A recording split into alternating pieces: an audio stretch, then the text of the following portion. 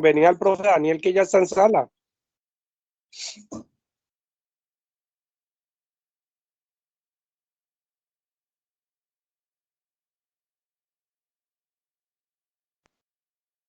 Sí, pero si ven, como le dan una la sorpresa. Pero bueno, en fin, ¿qué más? ¿Cómo va todo? ¿Cómo los han tratado? ¿Mm? ¿Qué les parece? Cecilia, esperamos 5 minuticos mientras se conecta más gente, ¿o qué? Listo, cualquier cosa yo no he llegado.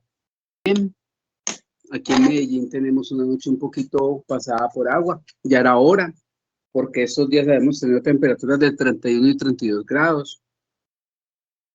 Y no puedo decir que me sentía en la costa, porque en la costa por lo menos hace brisa, ¿cierto? O por lo menos en Barranquilla. No, profe, acá estamos sin brisa y sin nada, o sea, eso es terrible. ¿Verdad? Uy, horrible, 43 profe. grados. Barranquilla, 43 grados. Imagínate ¿En serio? Valledupar. Eso que Ah. Barranquilla tiene la brisa del mar, imagínate Valledupar. No, por Dios. Horrible. En Barranquilla tienen todo menos agua y luz. Hoy, Valledupar estaba sin luz ahorita, acabó de llegar.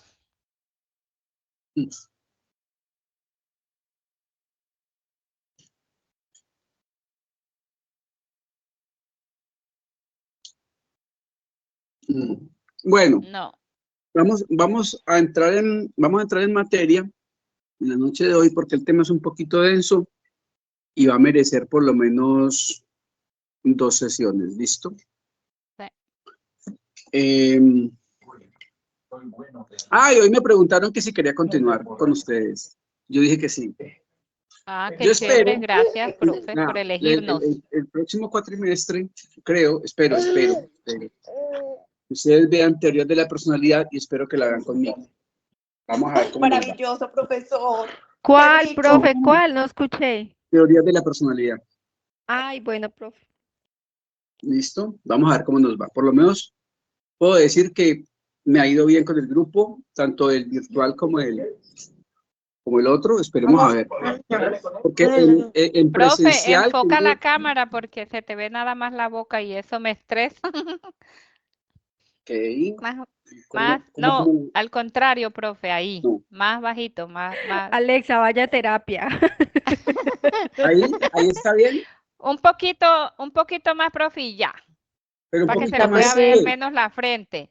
Para que se le pueda ver la frente, porque yo no sé cómo tiene el celular allá. Me la pido para cuando termine de estudiar. Bueno, listo. Y eso que a Alexa le vemos solo las coronas. Sí. Alexa, enfócate porque te veo solo la frente. No, es que eso me estresa, nada más verle la boca, eso me estresa, la verdad, no sé por qué, o la frente. Ya solo te vemos. Bueno, pero ¿qué me ven? Ya queda bien, profe. ¿Empezamos? Ay, se ve bien. Ya, profe, Buenas ahí está bien, ahí noches. está ¿Cómo bien, ahí está bien. están? Bueno, Profe, se lo ve muy bien. me avisan cuando pueda comenzar. Ya. Ya, bueno. El tema de hoy es un poquito denso, merece 2 sesiones y vamos por partes, ¿vale? Es el enfoque o las teorías o los postulados de Jacques Lacan. Jacques Lacan,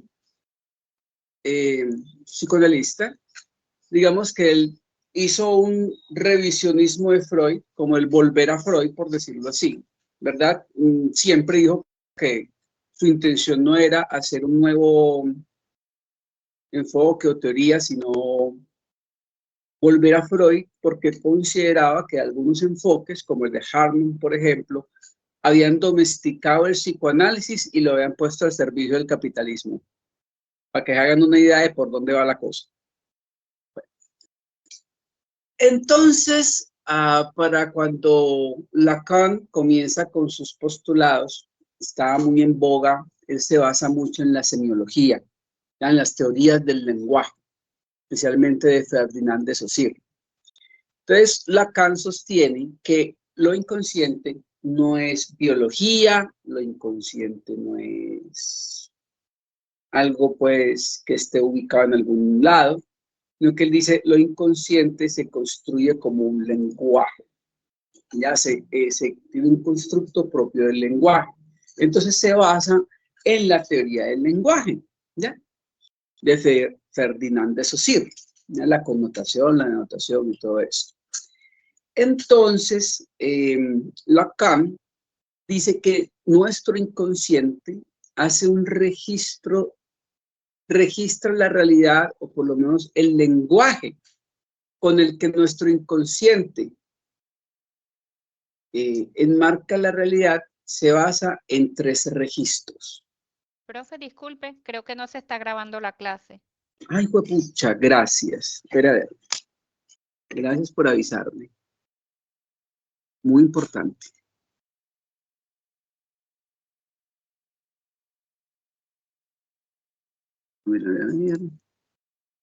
Listo, ya. Ahí fue. Listo. ¿Ahí quedó enfocado otra vez?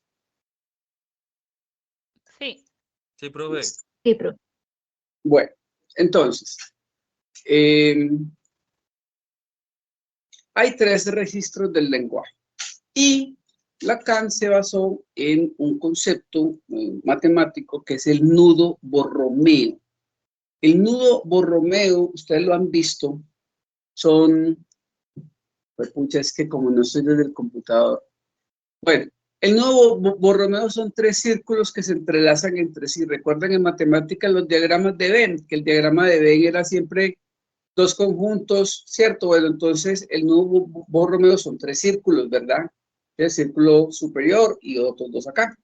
Cada uno de esos círculos va a representar un registro del lenguaje. Entonces viene así, presten mucha atención. El registro, hay un registro que se llama lo imaginario. Hay un segundo registro que se llama lo simbólico. Y hay un tercer registro que se llama lo real. ¿Qué es lo imaginario? ¿Qué se les viene a ustedes a la cabeza cuando decimos imaginario? A ver, ¿qué se les viene a la cabeza? Yo creo que es algo de lo que uno puede como que fantasear, creo yo, algo que me dicen, no, Ajá. imagínate que, sí, Sí, esto, sí, fantasear, ¿vale? ¿Qué más? Algo que no existe. Algo que no Algo que se existe, crea, algo que se algo crea. que se crea. No, venga, esto Ceci, vamos a hacer la excepción por un momentico, ¿cierto? Es como para que hagamos lluvias de ideas. Lo que no existe, ajá, ¿qué más? Lo que fantaseamos, ¿qué más? Las imágenes, la identificación. Las imágenes, ¿qué más? La Una identificación. ilusión en su totalidad. Una ilusión, las profe. identidades, todo eso junto. Algo que es ilusorio, que es una ilusión, Porque está solo en nuestra mente. fantasía, que no existe, que nos inventamos, ¿cierto? Una identidad, ¿verdad? La imagen, una imagen, lo imaginario. ¿Qué quiere decir eso? Para Lacan, en el registro imaginario está nuestro yo. ¿Por qué? Porque nosotros pensamos que tenemos un yo, nosotros nos lo imaginamos, ¿cierto? Pero eso es una ilusión para Lacan. Para Lacan el yo es una ilusión, ¿ya? Nosotros creemos entonces que... ¿Qué? ¿Sería, profe, entonces las formas en las que el yo se construye a partir de reflejos? No necesariamente. No necesariamente. Espere que ya voy para allá. Digamos que es aquello que nosotros pensamos que es, pero no es, ¿cierto? Es una ilusión, es un engaño, ¿cierto? Es algo ilusorio, pero también tiene algo que ver con la manera como nosotros nombramos la realidad. Nosotros, cuando las personas nombran la realidad desde lo imaginario, lo que quiere decir es que nombran la realidad desde lo que se imaginan, ¿sí? Y no desde lo simbólico. Me voy a explicar. Una persona narcisista nombra la realidad desde lo que se imagina. Se imagina que le tienen envidia y se imagina que es lo mejor de lo mejor y sabemos que no es así. Pero una persona dentro del espectro autista nombra la realidad desde lo imaginario. ¿Por qué? porque los significantes son literales, no son simbólicos. Para una persona que está en el espectro autista, el significante no tiene un significado simbólico, sino tiene un significado imaginario, es decir, literal, ¿cierto? No interpreta las metáforas, no accede al registro simbólico del lenguaje, se queda en la imagen, se queda en lo literal, se queda en la letra. En el registro simbólico, digamos que estamos la mayoría de las personas, que es el registro de lo simbólico, no solo la función simbólica del lenguaje, sino la norma, la ley, ¿cierto? Porque son simbólicas, ¿sí? O sea, hay leyes que son, vamos a ponerlo así, tabúes que son comunes a cualquier cultura. Cualquier cultura humana va a tener estas tres tabúes: el incesto, el homicidio y el canibalismo. Nosotros usamos el lenguaje, la función simbólica del lenguaje, para tener vivos esos tabúes, ¿no? Mato y como el muerto, que es lo que decimos cuando tenemos mucha ira, ¿no? Mato y como el muerto. O cuando vamos a tener sexo con alguien, ¿no? Me la voy a comer o me lo comí, ¿cierto? O como estás de rica, ¿cierto? O, por ejemplo, el incesto, ¿no? Entonces, como se le dice, como los hombres le dicen a una mujer que encuentran sexualmente atractiva, que es una mami. Sería como un sarcasmo, profe. No. No, eso no es sarcasmo. No. No, eso Lo no es anterior sarcasmo. que estaba diciendo. No, ¿por qué un sarcasmo? Cuando usted dice lo que dijo ahorita, que lo mato y como del muerto, o me lo comí No, vivo, eso no es así. sarcasmo. No, Bueno. eso no es sarcasmo. Hay personas que cuando tienen mucha ira dicen eso, yo mato y como del muerto, ahí no hay sarcasmo. Okay. Es una metáfora.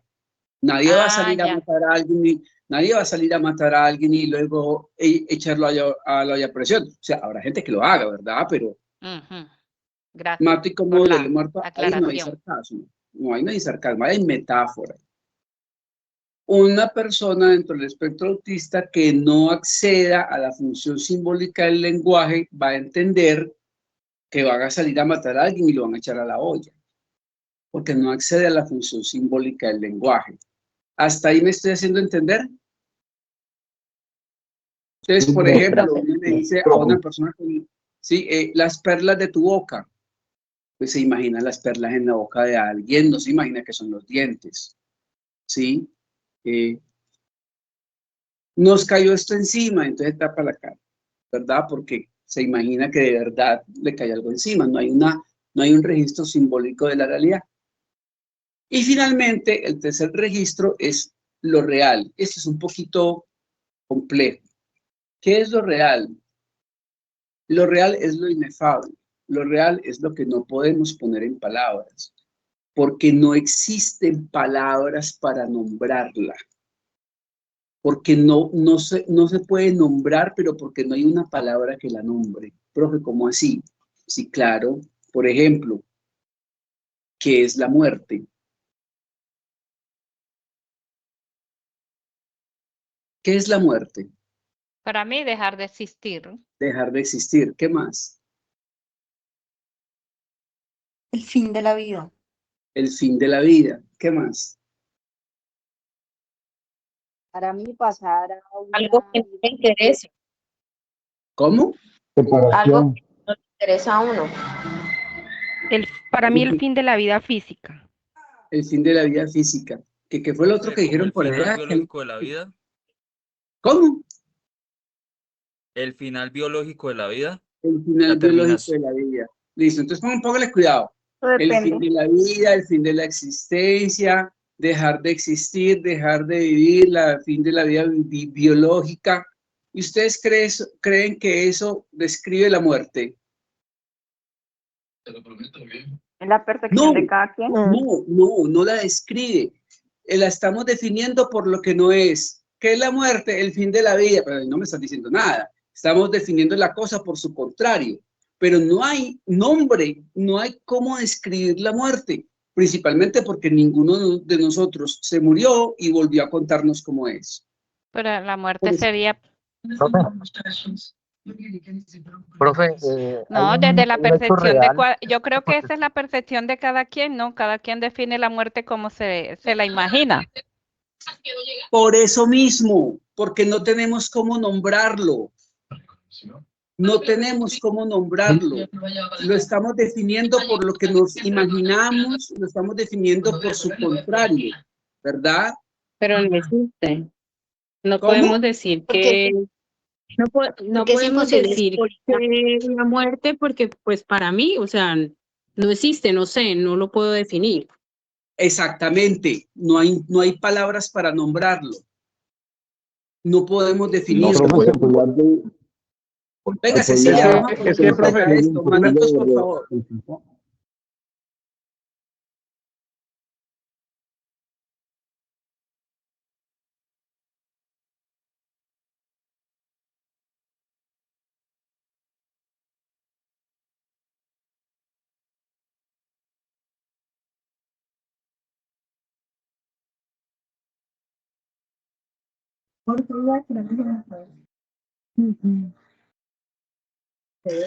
Profe, con base en la muerte y con base en lo que veníamos hablando anteriormente acerca de los dichos, ocurrió algo con un aborigen, con una indígena, que la contrataron para trabajar en una casa de familia.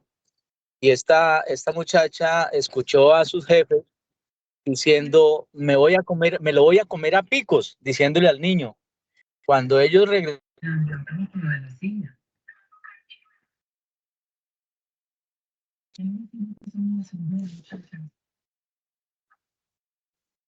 ¿ahí ya me escucha?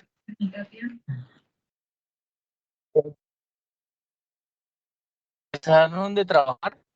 Origen, la indígena que estaba trabajando en la casa había cocinado, preparado el niño de la jefe. Como les digo, no hay un acceso al registro simbólico del lenguaje.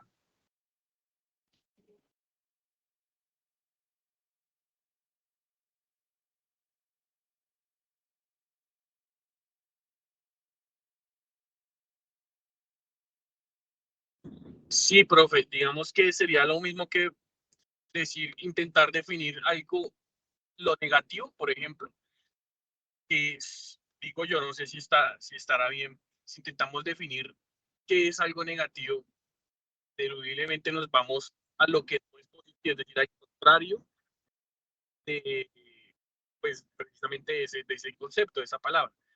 No sé si también aplique. No entiendo. Sí, o sea, usted decía que intentar definir la muerte o la palabra muerte no es posible, pero digamos que no me queda claro por qué no es posible si, o sea, lo que yo entiendo es que no es posible porque ineludiblemente lo definiríamos dando el contrario, es decir, refiriéndonos a la vida. Exactamente. No podemos Pero, nombrarlo porque la única manera que tenemos de nombrarlo es por su contrario. pero así pasaría, por ejemplo, con lo que definamos negativo. Ve, no sé si soy yo o eres tú, pero no te estoy entendiendo nada. Aló, ¿ahí me escuchas, profe? Ajá. No sé si estoy mal, pero también aplicaría para, digamos, no solamente para ese concepto, sino que en varios conceptos, como intentar definir lo que es negativo. A ver, por Eso sería, ejemplo. A ver, por ejemplo. sí, entonces, no sé, ¿qué es lo negativo? Entonces, no, la ausencia de lo positivo. Entonces estaríamos yéndonos al contrario de ese concepto. No sé si está bien o uno cómo hace para, digamos, como para hallar bien esos conceptos de forma correcta. No es que haya una forma correcta. ¿Qué es la muerte? Pues yo lo definiría como la ausencia de vida. Exactamente. La ausencia de vida. ¿Y qué es la vida? ¿Y qué es la vida? La ausencia de muerte. no tenemos cómo nombrarlo, es decir, no tenemos cómo describirla, porque ninguno de nosotros la ha vivenciado. Profe, Por eso es... ¿Cómo así que no venga, espere. evidenciamos la vida, Lo que profe? quiere decir es que no No hay... sé, a ver, no tú hay- ya te moriste. Hoy no voy a dormir. Tú ya te moriste. Tú habrás vivenciado la muerte de alguien más, la experiencia de la pérdida de alguien. No, yo Pero digo tú la ya te vida, moriste. No, tú ya te moriste. No, yo no me he muerto, pero ¿dónde está Entonces, Ajá. si no te has muerto, ¿cómo has Es que me vivenciado la apagan el muerte? micrófono, no sé No, quién yo lo no apaga. soy, pero yo no soy. Ahí lo acaban de apagar. Bueno, profe, explique, Yo te estoy escuchando. por favor. A ver, Sí, explíqueme una cosa, Alexa. ajá. Si tú no has vivenciado tu muerte, Es porque ¿cómo me estoy vas a viva. decir? Exactamente, exactamente. Entonces, ¿cómo me dices que tú la has vivenciado? ¿Has ¿Qué? vivenciado la muerte? ¿Tú has vivenciado la muerte? No, Ajá, no lo he exactamente, evidenciado. exactamente, exactamente. Como no la hemos vivenciado, porque ninguno de nosotros se ha muerto y ha vuelto a contarnos, no sabemos cómo es. Por lo Ya. tanto, no hay cómo nombrarla.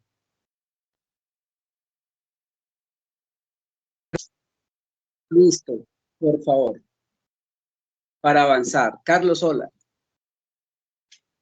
Buenas noches, sí, efectivamente, usted lo dijo lo que yo iba a decir.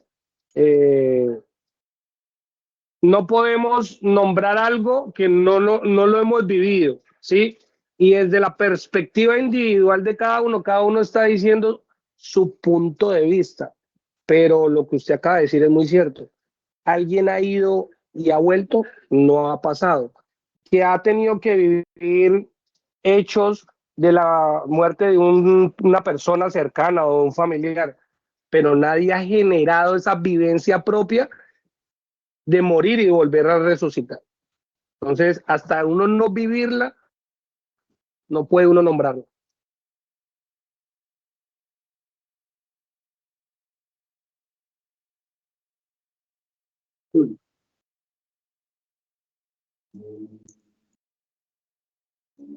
profe, se me ocurre desde la ciencia, por ejemplo, la biología, ¿cómo explica la muerte? Desde la filosofía, ¿cómo explica la muerte? Mejor dicho, todas las áreas del conocimiento para mí son la historia de la humanidad y es la manera en cómo se ha conocido la muerte. ¿En serio? Pues O sea, ¿la muerte por la lo menos conocemos? tiene O sea, no, diferentes perspectivas, profe. ¿Conocemos la muerte? ¿Cómo es? Desde lo personal, tal vez no, pero desde mejor dicho, desde el conocimiento mismo de la humanidad, pues por lo menos uno puede hacer un rastreo e intenta llegar a la imagen de la muerte. A ver, muéstrame uno. La biología. Si usted coge un diccionario de biología, Sí. le va a decir qué es, porque, no sé, se me ocurre, el cuerpo deja de reaccionar a ciertas, ay, yo qué sé, profe.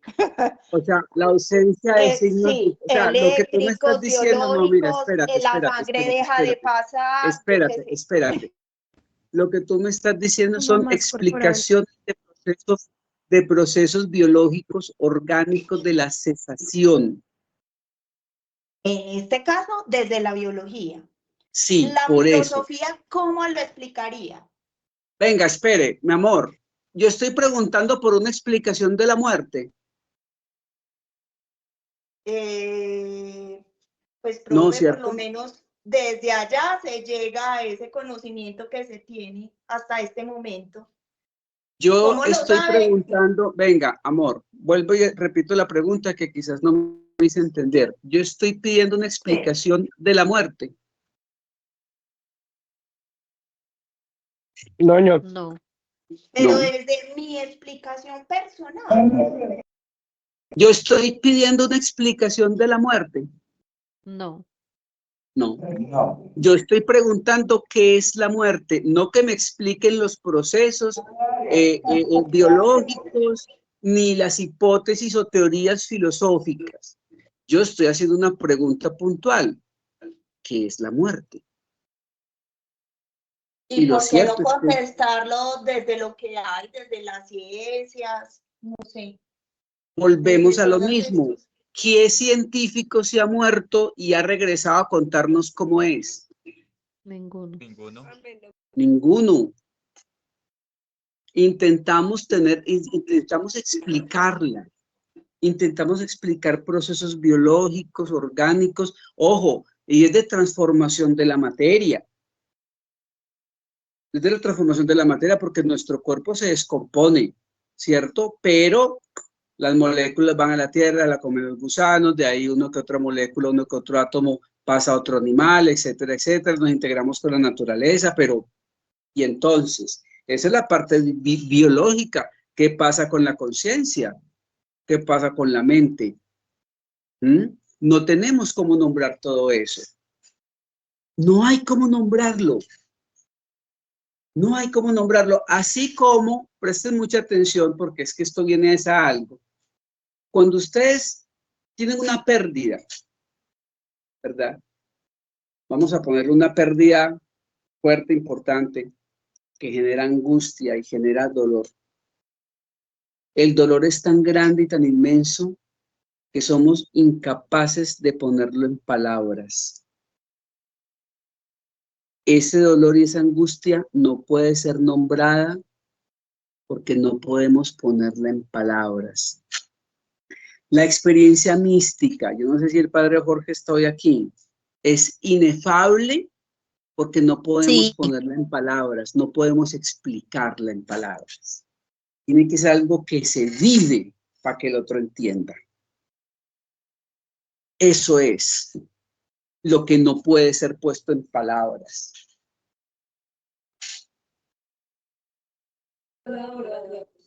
Totalmente de acuerdo. ¿Ya? Es eso. No lo, o sea, podemos intentar entenderlo, podemos intentar explicarlo, pero póngame en palabras este dolor y esta angustia tan fuerte que siento. No, De acuerdo también. No tiene un vocabulario para categorizarlo, no tenemos cómo nombrarlo. ¿Listo? Bueno, entonces, esos 3 registros son la manera como se construye nuestro inconsciente, ¿vale? Y de acuerdo a esos 3 registros, ¿verdad? Nosotros como sujetos, ¿sí? Nos vamos a mover. Durante todas estas 16 semanas hemos hablado mucho del deseo, del objeto, ¿cierto? El sujeto se mueve entre lo que quiere y lo que debe, entre el deseo y el deber, ¿cierto? Y siempre hemos hablado de que hay un objeto o hay un otro que nosotros queremos, ¿verdad? El sujeto siempre quiere un otro. Hasta ahí me está haciendo entender, ¿verdad? El sujeto y el objeto, ¿no? El sujeto y el objeto. El sujeto quiere un otro, ¿verdad? Pero para Lacan, no es al otro al que queremos. Voy a poner un ejemplo. ¿En qué versión? Necesito un voluntario. Levante la manito el voluntario. ¿Ya? Yo. Listo. ¿Quién es yo? Yo. ¿Quién es yo? Yo, Alexa. Alexa. Tu conejillo. Alexa. Listo. Alexa, ¿tú tienes iPhone? Sí, señor. ¿Qué versión tienes? 17 Pro más. Ah, ya tienes la 17 Pro más. Ve qué bueno. ¿Hace cuánto la compraste? Uy, Hace en octubre del año pasado. Vale, ok. ¿Y cuál tenías antes de esa? El 16 Pro más. Ya, ¿y por qué compraste el 17?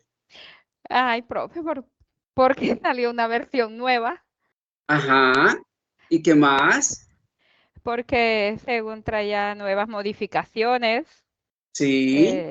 la cámara se la expandieron un poquito hacia acá, o no sé. Bueno, no Ajá. sé, la verdad lo compré porque ahí salió. Ajá. Ya, Y ya, ya, profe, por eso lo quería tener. lo quería tener. Listo. Tenía ¿Alguien su escuchó billete, Alexa. cuando Alexa dijo su modelo? Alguien hizo un comentario. ¿Lo escucharon? No, ¿qué dijeron? Uy, ese fue el Yo comentario, sí. ¿cierto? Bueno, ahora, ¿por qué ese comentario? Porque el uy, que tiene el 17, que no tenga el 16, para que todos hagamos uy. 3,5 millones de pesos más. Bueno, yo le voy a decir, Ajá. Por lo simbólico, profe. Ah, lo simbólico. ¿Qué es lo simbólico de tener un 17 Pro Max? Si se tiene un iPhone 17 es porque se tiene la mejor tecnología en celulares. Ya. O Y una eso lo dice. capacidad Habiendo económica otras mejor. marcas que pueden ser muy buenas, Ajá. pero en este caso, como es iPhone, a eso siempre lleva. Tienes iPhone, tienes lo mejor. O sea, Lego. está. Profe, más Está. Bueno, bueno, es la que yo verdad es que yo sigo. cambio de versión. ¿Por qué? Porque es que en la nube se me va pasando de uno a otro la información, no la pierdo. Sí. Ya. Listo. Por ahí me decían que lo simbólico, que porque eso tiene, no sé qué. Bueno. Reconocimiento Ya, social. Señor. El reconocimiento social. Ah, el reconocimiento social. ¿De quién? Del yo, profe. ¿De quién? La necesidad que tengo de... No, venga, no me Del hablan todos al sujeto. tiempo. No, venga, no me hablan todos al tiempo.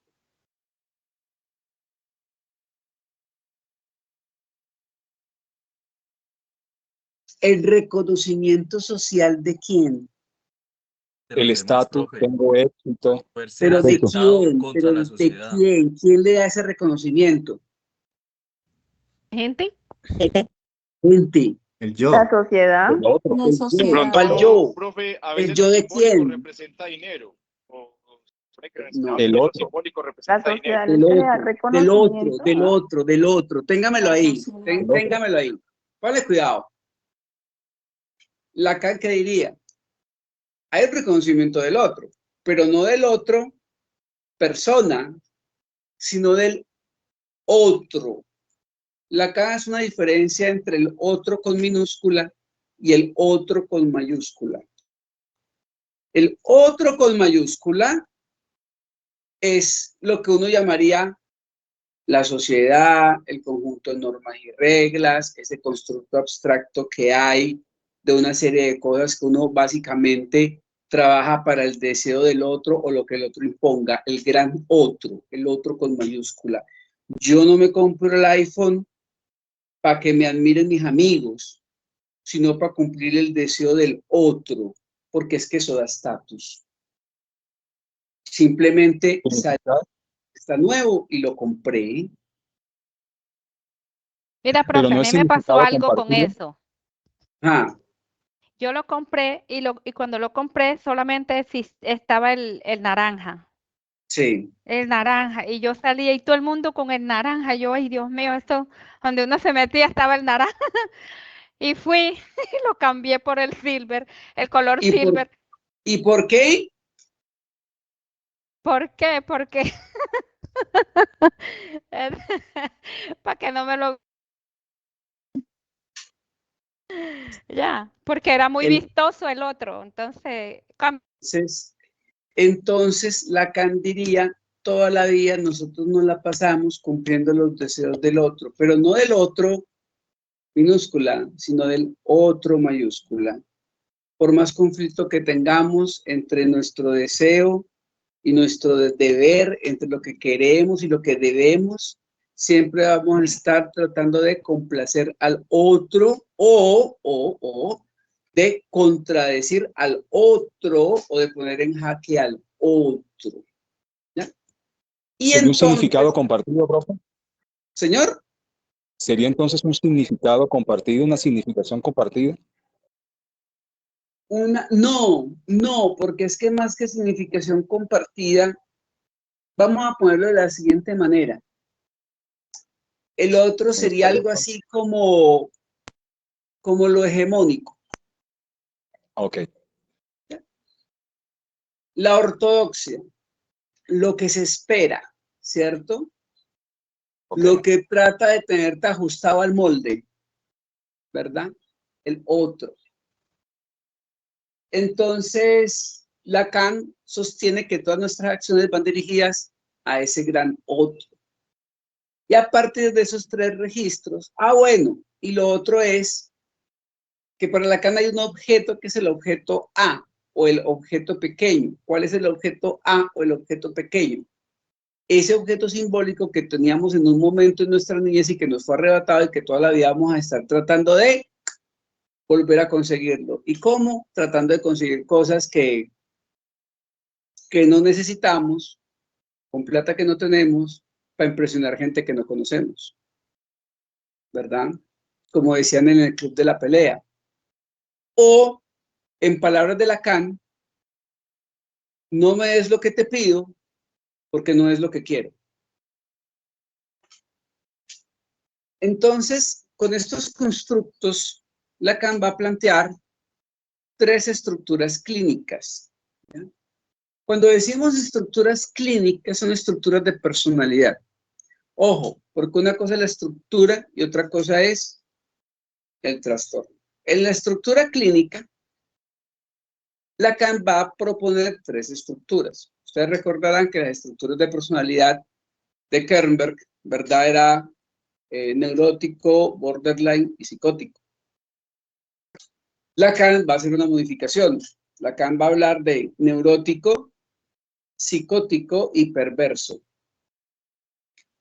Y va de la siguiente manera. Detrás de ese gran otro, ¿cierto? Detrás de ese gran otro que yo les digo, hay algo más que Lacan llama el nombre del Padre. ¿Qué será eso de el nombre del Padre?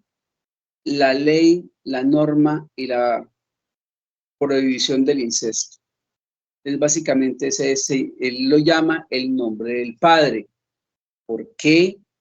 Porque en las culturas humanas, sin importar las latitudes, la legislación siempre era entregada por parte de un dios a un rey, o de un dios a un profeta, o de un dios a alguien más, nunca de una diosa. Al principio fueron las diosas de la fertilidad, de la madre tierra, pero eran diosas de la fertilidad, no de la norma. Y cuando comienza la norma, comienza el nombre del Padre. Resulta que para Lacan, las estructuras clínicas se van a mover hacia unas defensas o mecanismos de defensa relacionados con el nombre del Padre. Entonces, la primera estructura clínica es la neurosis.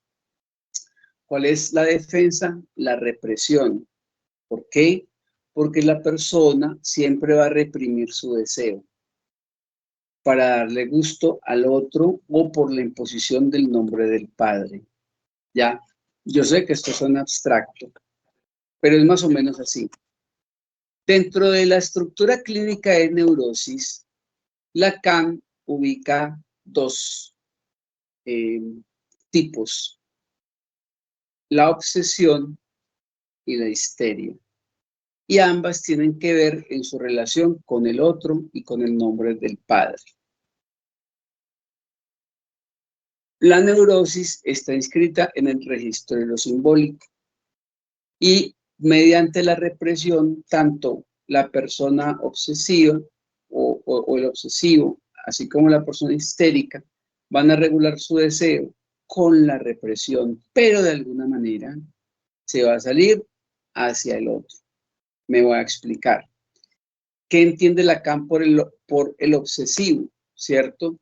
El obsesivo vendría siendo esta persona que tiene la norma supremamente introyectada, tan introyectada que tiene el control total y absoluto de sus emociones y de sus reacciones. Tiene una reparación interna tan grande que cualquier emotividad la va a disfrazar, pero lo que está haciendo es reprimirla.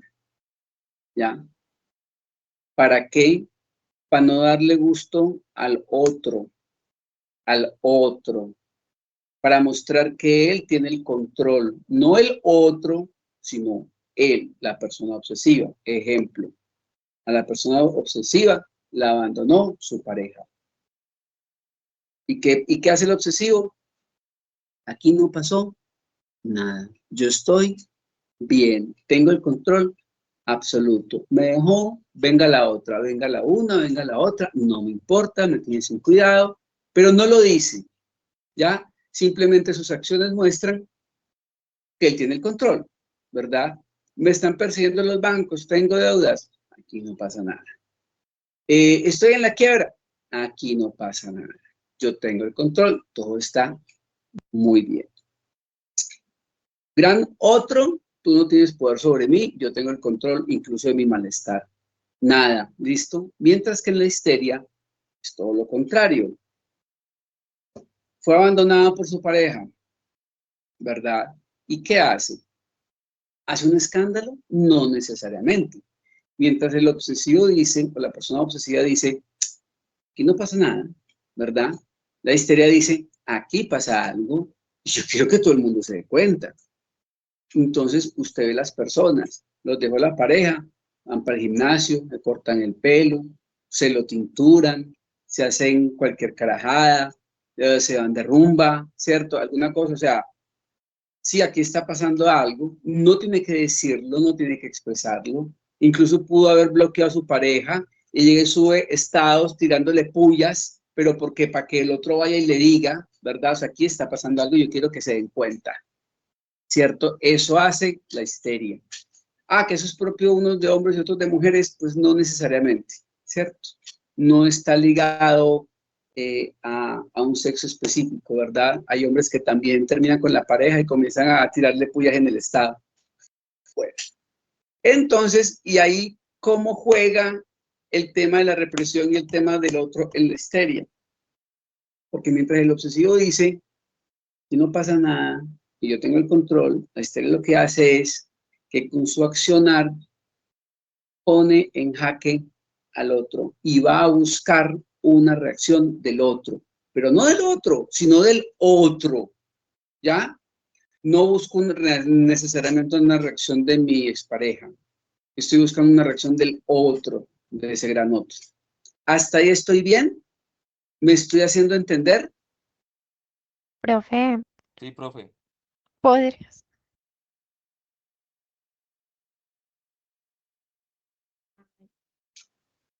Profe,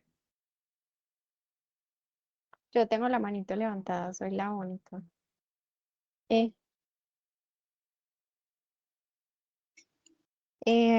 Profe, ¿podrías explicarme un poquito mejor sobre el objeto A o el objeto pequeño?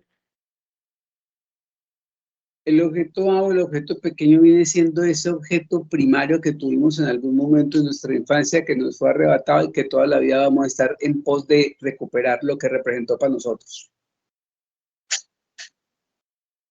¿Es una cosa? No. Pudo ser una persona, pudo ser una vivencia, algo que nos fue quitado. Gracias, profe. Andrés, hola. Buenas noches a todos. Mira, profe, que tu explicación queda muy clara, queda con mucha claridad, porque normalmente, pues, muchos de nosotros, por desconocimiento, pensamos que la persona obsesiva es la que inicia a tirar esas pullas y, bueno, que inicia pues como con esa tiradera, precisamente en ese estado, y uno dice, ay, esta persona es muy obsesiva. Entonces sí, pues queda como muy claridad la gran diferencia entre la persona histérica y la persona obsesiva. Claro, muchas gracias. De hecho, muchas personas piensan que la persona obsesiva es la persona celosa porque se obsesiona. No, eso no funciona así. O por lo menos no en este contexto. Ujú. Hola, Aníbal. Profe, muy buena la clase. Quiero, profe, hacer una pregunta, no con el ánimo de retroceder, pero sí quiero preguntarte cómo interactúa entonces lo imaginario, lo simbólico y lo real en la constitución del sujeto. Listo, ya vamos para allá. Espérenme, les digo que apenas vamos en la Ok. estructura clínica. Listo, pero ya vamos para allá. Por eso les decía yo, esto requiere por lo menos 2 sesiones. Bueno, ¿quién más, Ceci? Daniel, ¿bien o no? Profe, muy bien, ¿y usted cómo está? Me dejó esperando. No, profe, lo que pasa es que tuve un accidente de tránsito, no, pero ya estoy mejor, pero me recuperé por allá hoy. Por lo menos. Profe, lo que pasa es que llegué un poquito tarde a su clase el día de hoy y no he podido comprender bien cuando usted dice el otro y el otro. No he podido Porque es comprender que bien hay a un qué se otro con refiere. minúscula y un otro con mayúscula. Ujú. Ya antes, cuando yo hago así, es el otro con mayúscula. ¿Y qué es el otro? Esa representación, ese abstracto que nosotros muchas veces llamamos la sociedad, ¿cierto? O sea, ese conjunto de estándares, de estereotipos, por ejemplo, el caso reciente de Yulitza, ¿cierto? El caso reciente de Yulitza. A mí me parece totalmente deplorable que las personas le estén echando la culpa a ella. Ah, es que ella se lo buscó, ¿cierto? No se lo buscó. No se lo buscó. Vivimos en un entorno, vivimos en una sociedad. Ojo, que cuando digo sociedad, soy consciente que la sociedad somos todos nosotros, no es un entramado abstracto por allá. Nosotros mismos nos hemos encargado de crear y generar unos estereotipos y esperamos que la mayoría de las personas se adapten a esos estereotipos.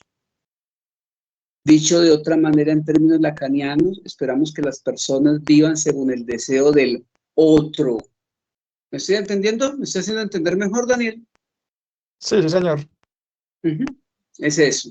Ese es un ejemplo clásico, ¿cierto? Yulitza está en un entorno en el cual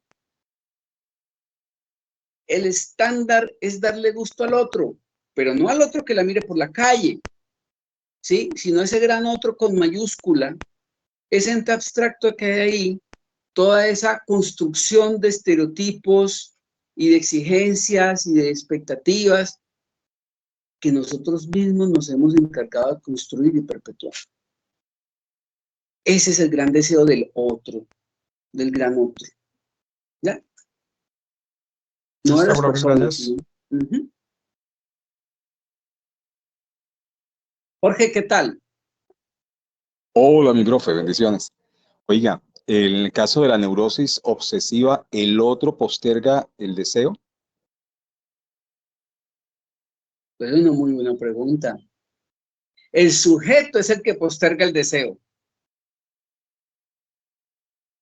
El Es el sujeto posterga. sujeto. Sí, es el sujeto. A través de la represión, el sujeto posterga el deseo. Por lo general, el deseo del otro.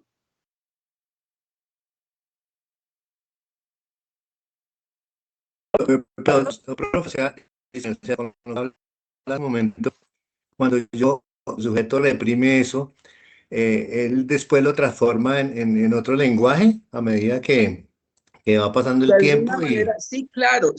Recordemos que todo lo que hemos visto durante todo este curso es que por usted más que reprima o se le jale por algún lado. No es casualidad que 4 de cada 5 suicidios en Colombia son de hombres. De hombres que precisamente están en plan de aquí no pasa nada y todo está muy bien y yo tengo todo bajo control. Y llega un momento en el cual le hace clic.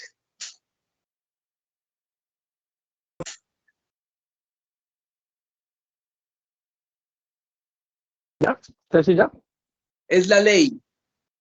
El nombre del Padre es la ley. Profe, buenas noches. Perdón, Cecilia. Bueno, Perdón, porque voy a responderle a Cecilia. Cecilia, el nombre del padre es la ley y la prohibición del incesto. ¿Listo? Bueno. Ahora sí, Carlos. Bueno, yo voy a dar el punto de vista desde el constructo social personal mío. Pero de pronto lo que usted decía de lo de Yulitza, alguien decía un día, ¿no? Una diseñadora decía que toda la vanidad tiene un precio. Y el precio que Yulitza llegó a pagar por querer satisfacer a la sociedad fue la muerte. El deseo del otro. De pronto, el deseo del otro. Satisfacer el deseo del otro. Más allá, exacto. Pero más allá de eso, ella también tomó una decisión errónea, irse a meter a un sitio de garaje, porque esa misma cirugía que ella se pudo haber tomado o se pudo haber mandado a realizar, se la hubiera podido haber mandado en un sitio reconocido, donde de pronto no le van a dar garantías de que va a salir bien, pero de pronto las circunstancias hubieran sido diferentes. Entonces, digamos que en el tema de vanidad, la estética tiene un precio. ¿Cuál fue el precio en este caso de Yulitza? La muerte. ¿Y vale la vida? ¿Por qué? Porque ¿Vale la pena? ¿Vale la pena? Sí. ¿Ah, sí? ¿Vale la pena arriesgarlo?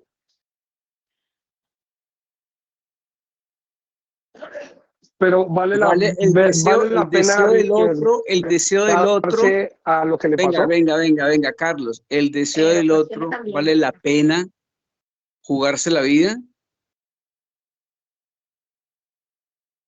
No, por eso. Pero hasta qué punto ella llegó a querer satisfacer a una sociedad. O sea, ella primero no se sentía conforme consigo misma, no tenía amor propio por su cuerpo. Eso no lo sabemos. Sí. Porque en el reconocer de su ser, pues de que hay muchas cosas. Carlos, pero eso no lo sabemos. De intervención. Carlos, pero eso nosotros no lo sabemos. Nosotros no sabemos si ella sentía o no sentía amor por su cuerpo. Eso no tenemos cómo saberlo. Pero yo entiendo tu punto. ¿Cierto? Pero entonces, por eso les decía yo al principio de la sesión que la principal crítica de Lacan de los otros enfoques era que habían domesticado el psicoanálisis y lo habían puesto al servicio del capitalismo. ¿Ya? Entendiendo el capitalismo como la dinámica de consumo, no como la producción de bienes y servicios, ¿cierto? A través del capital privado, sino la lógica del consumo que se basa en el deseo del otro, no el deseo mío, el deseo del otro, satisfacer los caprichos y las exigencias del otro. Si una persona no se siente conforme con su cuerpo, ¿sí? Es porque desea ser de otra manera. ¿Y de dónde viene esa otra manera? Por lo general, de estándares, figuras que no son las suyas, ¿cierto? La insatisfacción que hay de por medio, la insatisfacción que hay de fondo. Y aquí, ojo, yo entiendo el punto, ¿verdad? Pero como estamos en enfoque psicodinámico y no en enfoque cognitivo, ¿cierto? Hablar de un tema de autoestima, aunque yo entienda el punto, tenemos que contextualizarlo en el marco epistemológico en el que nosotros estamos. ¿Qué pasa con el deseo? ¿Qué pasa con el deseo del sujeto? El deseo del sujeto siempre, según Lacan, va a ser el deseo del otro. Es decir, dicho de otra manera, nosotros no deseamos objetos, ¿cierto? O no deseamos objetos de forma natural. No es que nosotros queramos algo. Lo que nosotros vamos a desear es que ese otro, ese gran otro en mayúscula, es el que nos dice que es deseable. ¿Ya? Es decir, para ampliarlo un poquito, no es el sujeto el que desea, es el gran otro, o el otro en mayúscula, el que le dice al sujeto, ¿cierto?, qué es lo que es deseable o qué es lo que debe de desear.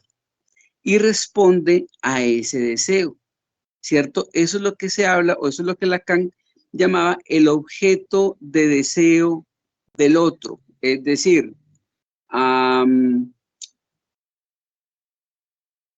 nosotros siempre vamos a estar en pos de complacer a alguien más, no de complacernos a nosotros mismos, de complacer y satisfacer a alguien más.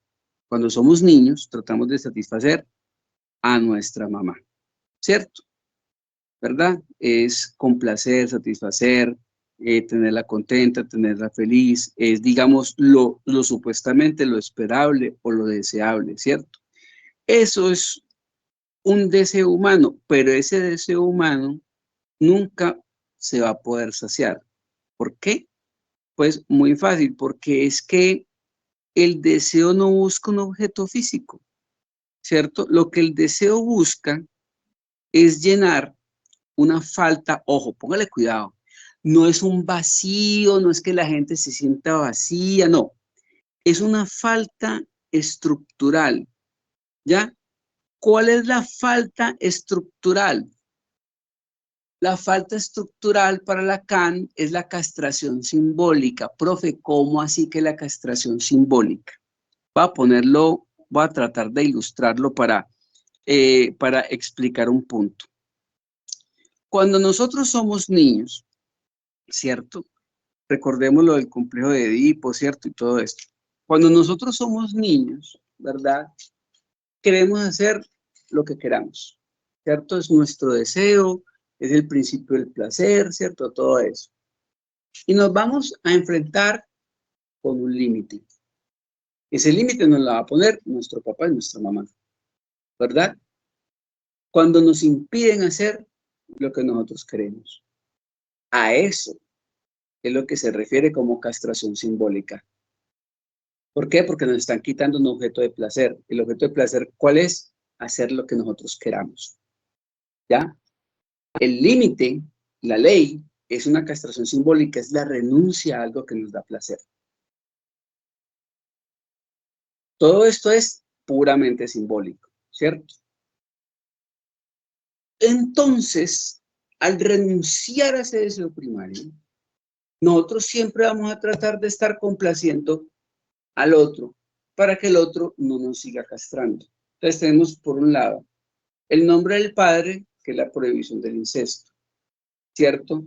Y el otro que nos impone un deseo, nos dice qué es lo deseable. Dicho de otra manera, cuando nosotros somos niños, nuestra mamá nos dice, Pepito, esto es bueno, Pepito, esto es malo, Pepito, esto no. La mamá, el papá, la figura parental, la figura significativa es la que va condicionando nuestros deseos. ¿Qué es deseable? ¿Qué no es deseable? ¿Qué es aceptable? ¿Qué no es aceptable? Vea, se la va a poner así. Y aquí el padre Jorge me va a corregir. La ley 133 de 1994 es la ley estatutaria de libertad religiosa y de cultos. La Constitución Política Colombiana, en sus artículos 18 y 19, contempla la libertad de conciencia, la libertad de conciencia y la libertad religiosa y de cultos, ¿verdad? Pero resulta que la ley estatutaria le dice a usted, sí, todas las religiones son iguales, pero hay unas más iguales que otras. En Colombia es legal estas religiones y van a estar protegidas por la ley, pero estas otras no.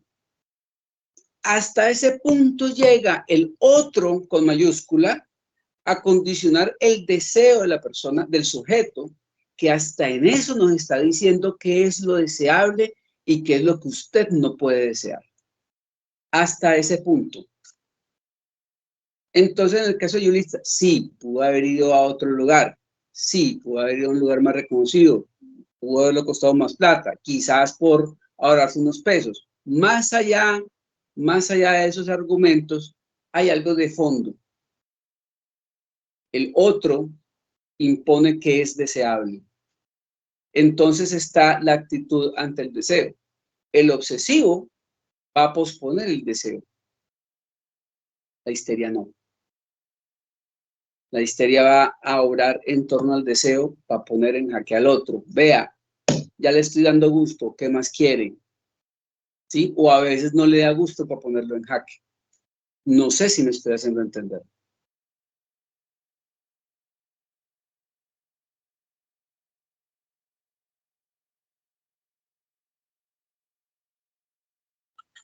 Sí, claro, claro.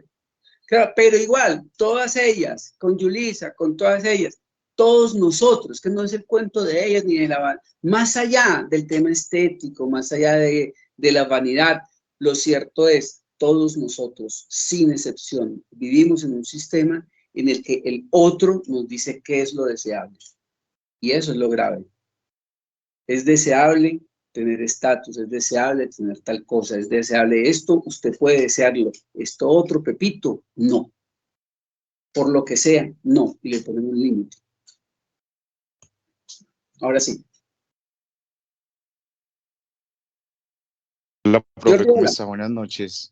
Profe, no, Bien. pues obviamente muy buena su clase y demás. Lo único que no estoy de acuerdo es con eso, porque digamos que el otro le impone cosas a uno involuntariamente, digámoslo, pero en la cultura colombiana, yo he visto mucho que en la cultura colombiana la mayoría son muy interesados involuntariamente por muchas situaciones. Pero, digamos, en mi familia hay mucha gente que tenemos procedimientos quirúrgicos, pero nunca no los hemos hecho porque, digamos, que nos lo impongan otras personas y demás. Es porque de pronto uno no está conforme con algo, uno quiere mejorar algo, pero para sentirse bien uno. Igualmente, si uno va al gimnasio, uno lo hace por salud, por verse mejor uno, pero hacia uno, no hacia la sociedad ni por darle gusto. En el caso personal, entonces de pronto sí pues está muy bien lo que usted dice, pero en el aspecto personal y en mi familia, nosotros lo vemos de otra manera. Sí, pues era como eso, profe. No, venga. Yo quiero hacer una precisión. No es una crítica, póngame cuidado. Cada quien tendrá sus razones para hacerse procedimientos estéticos. Cada vez, cada persona es libre de hacer ejercicio por salud. Yo soy uno que va al gimnasio todos los días, por salud, todos los días. Descansaré un día a la semana o dos, pero yo religiosamente todas las mañanas voy al gimnasio, ¿cierto? Porque no me gusta esto, entonces me hago un procedimiento estético porque me gusta esto, porque no me gusta esto, porque quiero. Claro, cuando hay unas correcciones es porque hay un estándar.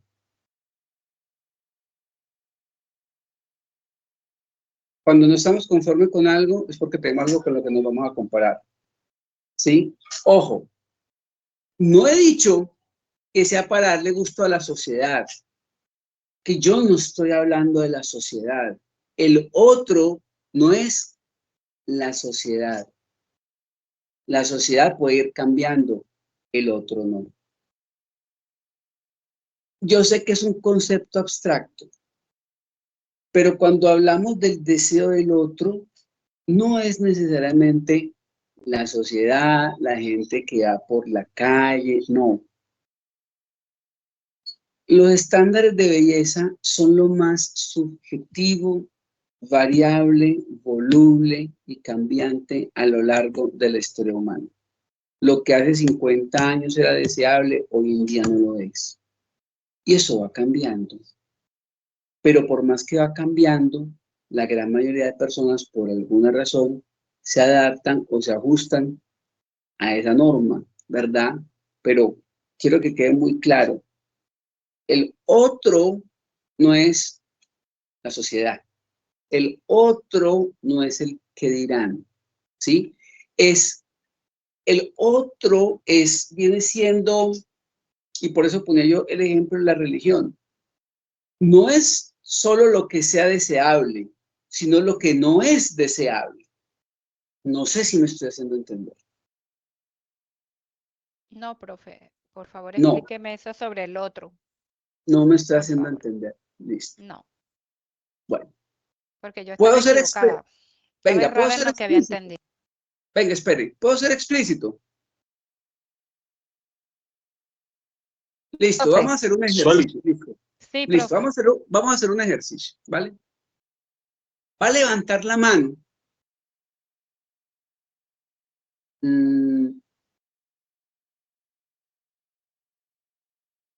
Listo, ya. Póngale cuidado.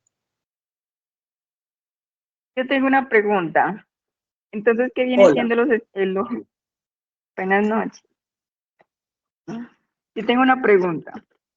¿Qué viene siendo entonces el obsesivo contrario? ¿El qué? El obsesivo contrario. ¿El obsesivo contrario? ¿Cómo así el obsesivo contrario?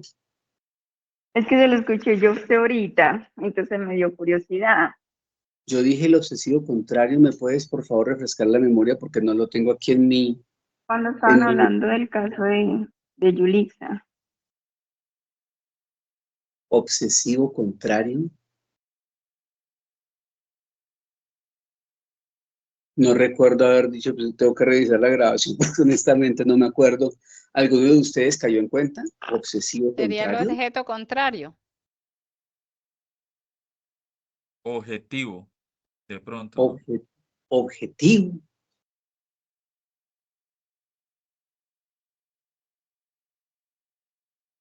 Voy a revisar la grabación, ¿listo? A ver qué es. ¿Qué pasa, profe? Hola. ¿Qué pasa entonces cuando, digamos, una persona, en vez de querer encajar al otro, se va como al otro extremo, de no Bueno, querer encajar? listo, para eso iba yo. Levante la mano, presten mucha atención a la pregunta que va a hacer.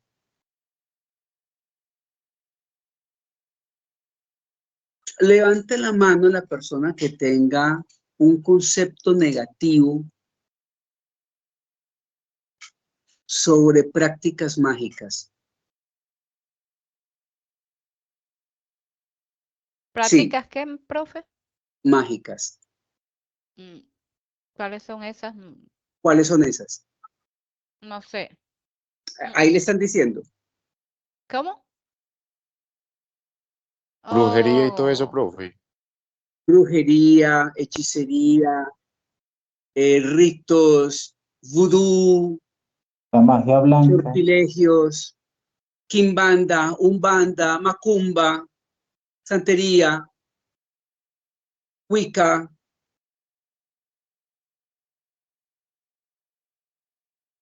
¿Cuántas manitos? Ok. Bueno. Listo.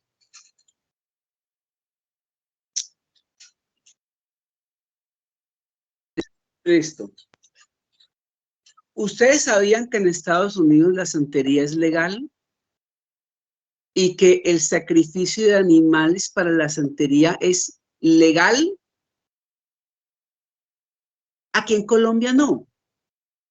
El artículo 5º de la Ley 133 de 1994 excluye específicamente prácticas mágicas porque las considera ajenas a la religión. Y cuando usted se va a la sentencia de la Corte Constitucional, la Corte Constitucional le dice prácticas mágicas no, porque son contrarias a la divinidad. Hermano, esto es un Estado laico. ¿Dónde está la neutralidad del Estado? ¿Cierto? ¿Dónde está la separación iglesia y Estado? El otro le está diciendo que es... Venga, espere, déjeme terminar.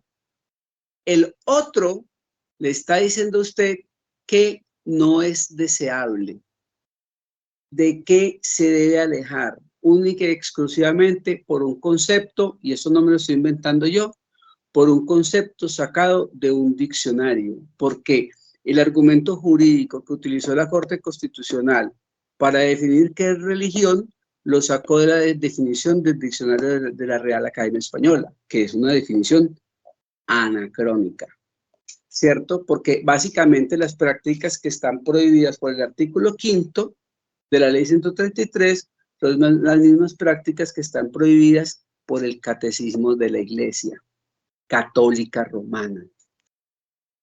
el otro le está diciendo que no es deseable. Independientemente, ponme cuidado lo que les voy a decir, independientemente de su creencia religiosa, independientemente de su sensibilidad ética y moral, independientemente de eso, ¿cierto?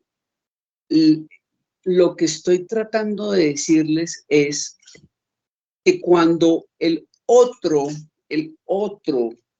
comienza a regularle a usted qué es deseable y qué no es deseable, pues va a haber personas que se van a ir directamente a lo que no es deseable para poner en jaque al otro. ¿Me hice entender mejor? Yo todavía no tengo muy claro ese otro. Listo, se la va a poner así. Los Terian. ¿Usted cree que los Terian lo están haciendo por llamar la atención?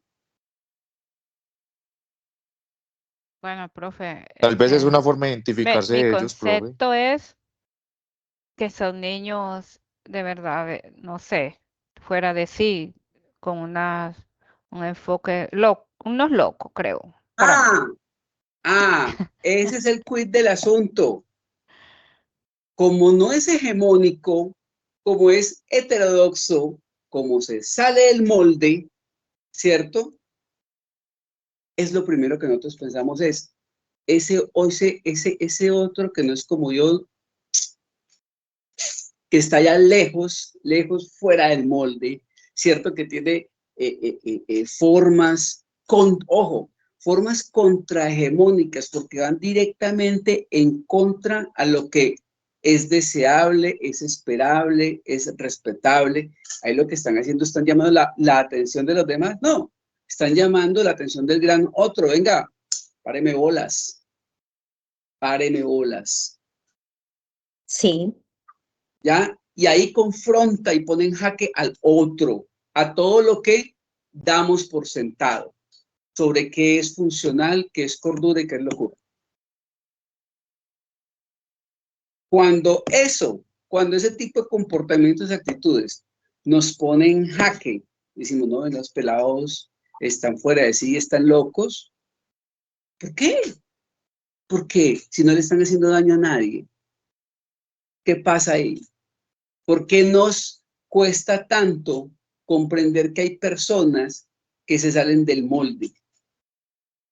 ¿Y por qué no podemos vivir tranquilos con eso? ¿Qué hay en mí? ¿Les da envidia? Porque hay se en mí? pierde Venga, profe. porque la humanidad se está perdiendo, profe. La Hay mucho, humanidad se ahora está está saliendo Porque de les da todo. envidia porque ellos no pueden ser originales. ¿Queda mejor el Profe concepto Daniel, del otro?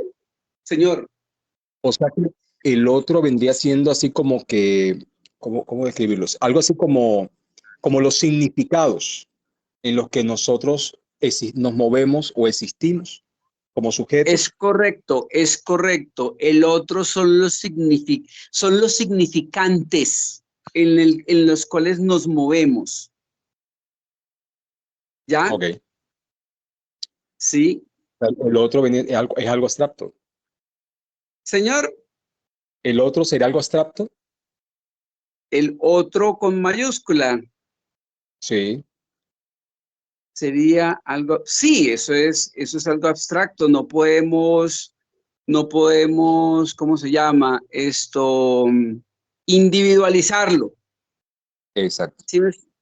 No podemos individualizarlo. Está claro. Sí, son los...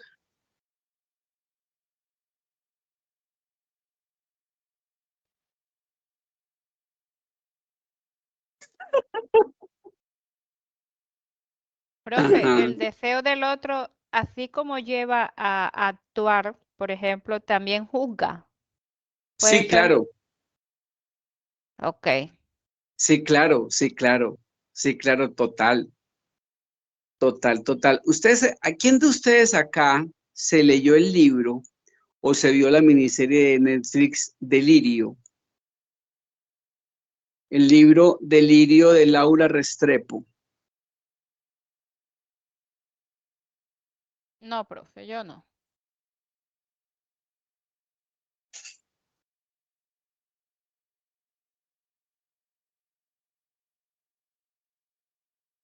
Bueno, listo.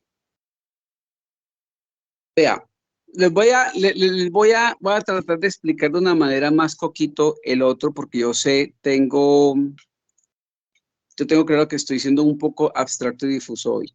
¿Listo? Pero vamos a ponerlo de la siguiente manera. Alexa, ¿me estás escuchando? Sí, profe, le escucho. Mira, Alexa, el otro con mayúscula es todo eso que está fuera de ti y que te formó antes de que tú pudieras hablar. Te lo voy a poner así. Tú existías en el lenguaje de tus padres probablemente antes de que tú fueras concebida. Tú ya eras hablada antes de nacer. Cuando yo tenga una hija, se va a llamar Alexa. No, estoy inventando, ¿cierto? Pero es más o menos eso. Eso es un ejemplo, ¿cierto? ¿Ya? Entonces,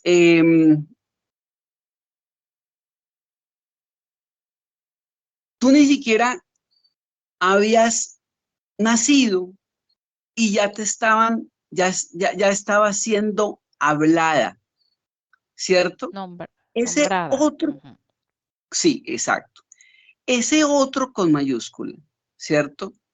Ese gran otro con O mayúscula no es que sea ni una persona real, o sea, no es algo o alguien a quien nosotros podamos individualizar, no son otras personas, no es la sociedad, ¿cierto? Sino que ese gran otro es un poquitico más complejo. Como decía ahorita Jorge, lo del tema de los significantes donde nosotros nos movemos. Ese gran otro son las palabras, ¿cierto? El conjunto de palabras que ya existían antes de que tú nacieras, pero también es la cultura, las leyes, las costumbres, ¿cierto? La religión, ¿cierto? Dame, espérate, sí, ya voy para que te hagas tu skincare, ¿cierto? Son las leyes, es la cultura, son las costumbres, es la religión de tu sociedad, de tu contexto cultural, ¿cierto? Entonces digamos que, vale, tú estás siendo hablada antes de nacer, ¿cierto? Cuando tú naces, ¿ya? Al tú nacer, ¿cierto? Tu mamá, esto es según Lacan, tu mamá va a encarnar a ese gran otro. ¿Por qué? Porque tu mamá viene siendo ese primer universo que tú vas a conocer cuando tú eres pequeña, o dicho de otra manera, para Alexa bebé, el gran universo, el gran otro era su mamá, ¿cierto? Entonces, por ejemplo, cuando nosotros nos vestimos de cierta manera para encajar o para buscar éxito personal, éxito profesional, no solo lo hacemos por nosotros mismos, ¿cierto? Nosotros estamos jugando, estamos interactuando, estamos respondiendo a lo que ese gran otro, ¿sí? Espera de mí, porque no es que no es solo la sociedad.